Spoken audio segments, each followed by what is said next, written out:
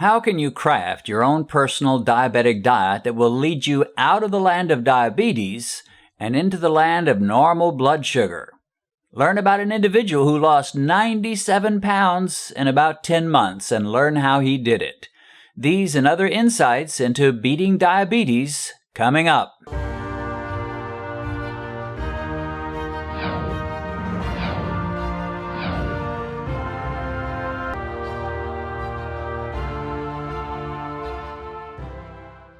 Before we get to the main program, I'm sure some of you who are regular viewers of this channel are wondering what's going on. I thought you always uploaded a video on Fridays. Well, I have done that, and I plan to continue to do that, but I decided it might be helpful for me to respond to some of the comments you put under my videos and emails that you send to me. So I think I'm going to do some of that on Tuesdays, as well as posting other types of videos, at least for a while.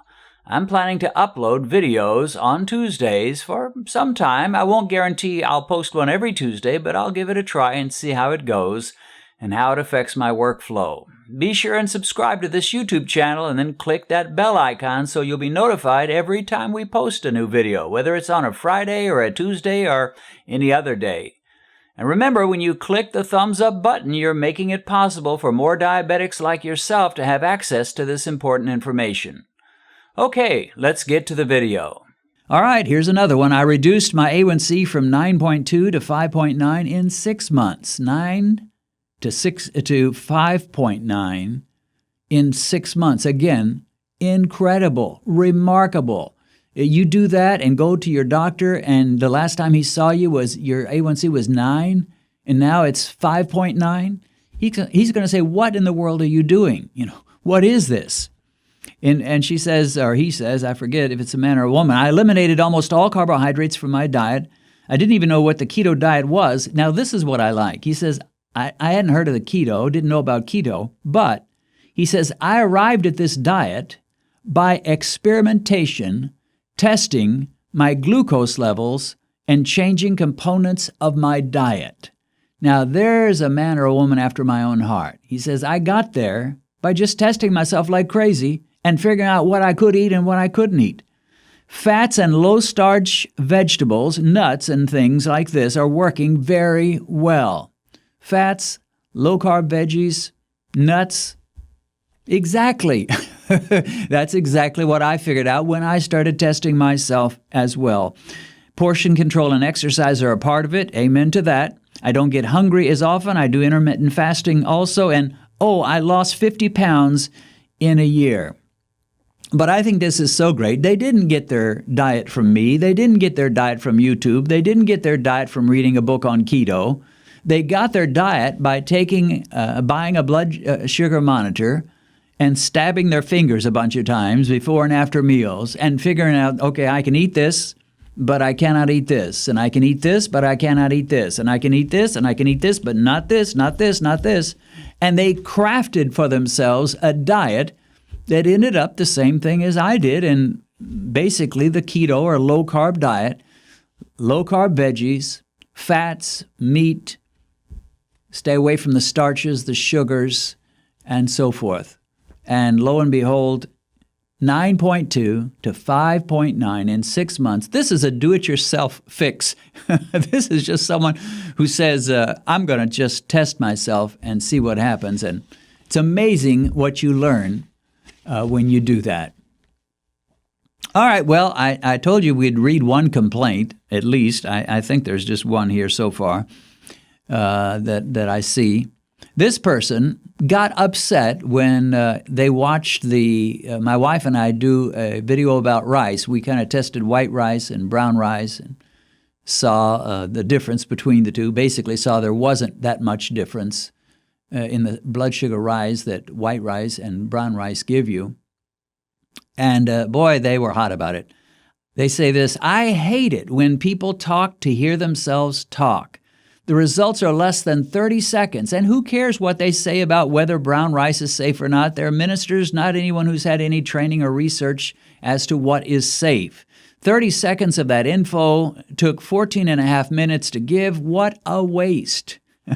Well, I do get complaints about the length of my videos, but here's a warning for you. I'm not going to change on that. Let me just say that what people need is not just, what they need is not just a few facts. I mean, I could just get on there and say, hi, I'm Dennis Pollock, tested myself with brown rice, it gave me this, tested myself with white rice, it gave me this, bye, see you later. That would do almost nothing for anybody. People need to absorb their minds and their spirits in the truth. And the more you absorb yourself in the truth, the more motivated you can get. The problem for most diabetics, I would say, is not really that they don't know what to do. That is a problem for some. But for many diabetics, the problem is not that they don't know what to do. They don't have the will to do it. They're just too lackadaisical, too lethargic. They can't really get with the radical changes that need to be made. Now, why do they have such a lack of motivation? They've never really plunged into the whole concept of what carbs do and how that they raise blood sugar and how cutting carbs lowers blood sugar and what high blood sugar will do to you and what high insulin will do to you. And there's a whole world of information, a whole realm of truth wrapped up in this business of what I do and what others are doing as well that needs to be not just heard but absorbed in the spirit. And so when I do these videos, I think of it more like a television program. If you sat down and watched a TV program on diabetes that could really significantly help you, and it ran for 30 minutes long, not many people would complain. They would, oh man, a 30-minute program that's going to tell me how I can get my A1C down and how I can be healthy and live an extra 15 years and have a better quality of life. That's not worth it. I don't have time to watch a 30-minute program once a week. That's crazy. What does this guy think he is? Well, to me, that's crazy. The idea that you don't have 30 minutes to give once a week that could absolutely revolutionize your health, change your life, extend your years, and prevent you from getting liver damage and amputations and blindness and all the rest. If you don't have time for, and my videos are never 30 minutes anyway, they're usually about 15, sometimes up to 20. Unless it's an interview. Interview might go close to 30. But if you don't have time for that once a week, you're really not serious. And, you'd be better off just turning on your TV and getting out your cookies and popcorn and you drink your soda and spoil your life. But anybody who really wants help, it's available, and not just through me. I'm just one little voice in the wilderness. There's a lot of other good voices on YouTube and doctors writing books. The low-carb movement is not some tiny little thing anymore. The low-carb/keto message is just rampant these days. It's everywhere. So I'm just one more voice. But I know people need to get these things in their spirits, in their minds, in their hearts. And so, if you're going to dye a white shirt, now I know people don't dye things anymore, but there was a time when people would dye clothes. And let's say you wanted a dark blue shirt and you've got a shirt that's white. So what do? You dip the shirt, the white shirt, in the blue dye, and you leave it there. You would never dip the shirt in the dye and pull it out immediately. You would leave it there because you would know that the longer you keep that shirt in the dye, the more beautiful it will become and the deeper, darker, richer hue you'll get as a result. So a shirt that's dipped in dye for 6 hours is going to be so much darker and richer and prettier than a shirt that you dip in for 2 seconds and pull out. So yeah, I could make videos and make them for 20 seconds and give some quick results and see you next week, but I won't do that, and you don't need that. You need more than that. So anyway, enough preaching. Okay, here's another one. This person says, thank you for the time and effort you put into your videos along with your lovely wife. I have followed a low-carb diet for more than 3 decades. I lost 85 pounds in 6 months more than 30 years ago. So they started low carb before low carb was cool and anybody ever used the term keto. They said, I never had an issue with blood work until I became a vegetarian for about 3 years. And in 6 months, as a vegetarian, I gained 50 pounds. My A1C increased to 5.9, so they're not diabetic, but they're moving that direction. Triglycerides were increased. Fasting blood sugar, while not extremely high, stayed around 101 to 103. Then they go on to say, I switched to a SAD, Standard American Diet, continued to gain weight, developed asthma, high blood pressure, tired all the time, needing a nap every afternoon, sometimes falling asleep in a chair. I'd wake up not being able to breathe well, and I'd need to sit in a chair until I could breathe, and a host of other issues. So they started out well on low carb 30-some years ago, and then decided to become a vegetarian, and that didn't work for them. They gained weight, blood sugar began to rise. And of course, there's a difference between being a low-carb vegetarian or being a high-carb vegetarian, and they were probably a high-carb vegetarian, and that's a problem. So they stopped being a vegetarian after 3 years, and all their markers were getting worse and worse. And then they followed just a normal American diet, and that didn't help things. Of course, it wouldn't. And then they said, last August, I began keto/intermittent fasting. I've lost...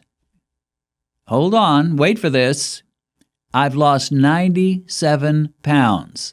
I no longer take any medicine for asthma. Blood pressure is normal. Triglycerides less than 100. No more afternoon naps. I don't fall asleep in a chair. I have all kinds of energy. In the last 35 years, the only time I've had health issues is when I was a vegetarian or consuming a standard American diet. Again, thank you for your videos. Well, whether vegetarian or whatever your diet, if you're eating high carb, you are provoking insulin, a strong insulin response, unless you've blown out your pancreas to where it just can't do it anymore, and that is a possibility. But normally, if your pancreas is working and you eat high carb and you're somewhat insulin resistant, that pancreas is going to put out lots of insulin. Insulin will make you gain weight. It's almost impossible to lose weight if you've got high insulin levels. And so naturally, you would gain weight if you go vegetarian, if it's high carb vegetarian. Standard American diet, by definition, is high carb, and that's going to cause you to gain weight. Finally, keto intermittent fasting, what's that doing? Lowering insulin levels. What's that doing? You're going to lose weight. You're not going to be storing fat like you otherwise would. All their markers improved. Awesome, awesome, awesome. So there are other reasons to go low carb besides diabetes. It will improve your triglycerides. It'll improve your heart health. It will improve so many different aspects of your life. Really, many, if not nearly all of the afflictions we Americans face in our health are as a result of eating either high carb or simply eating with terrible nutrition and just stuffing ourselves with sugar, which of course is high carb. All right, well, here's another one who also watched the Greg Cobb video, the interview with Greg. Thanks to your videos, I've learned a lot. When I told my dietitian I couldn't eat as many carbs as she wanted me to, I like this. I told my dietitian I couldn't eat as many carbs as she wanted me to. I got this look, and she got quiet. I also decided not to go to classes I'd have to pay for. Well, you know, when I do these videos, the last thing in the world I want to do is tell you to disobey your doctor or your dietitian. But I will say this much. You have a choice as to which doctor you're going to go to or which dietitian you're going to listen to. And your particular doctor and your dietitian are not the only voice in the world when it comes to diabetes and the kind of diet necessary. Carbs are going to raise and drive blood sugar. That's the long and the short of it. If you ever want to get to normal blood sugar, you're going to have to slash those carbs. The good news is there are so many substitutes these days and so many wonderful keto recipes and low-carb recipes that, you just don't feel like you're suffering much. I mentioned earlier that so many people that get their blood sugar under control, once it's been high and out of control, they never backslide. They stay with it year after year, and I'm one of those. I was dealing with blood sugar issues when most of you never even thought about diabetes. 2001 was when I had my crisis.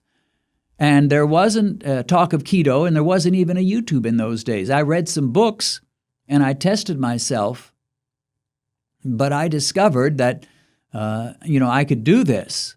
But one of the things that's helped me was finding different recipes. I was like a collector. I'd collect a recipe about this type of breakfast or this type of dessert or this type of meal. And nowadays, the internet is exploding with keto recipes. You want to know how to have bread? Type in keto bread in the YouTube search box. You want to have some biscuits and gravy? Type in keto biscuits and gravy in the YouTube search box. And on and on and on. And you'll have more recipes than you could make in about 10 lifetimes if you could live 10 lifetimes. So it's a good time to be diabetic and to have victory over diabetes because there are so many resources, and this little YouTube channel is one of them.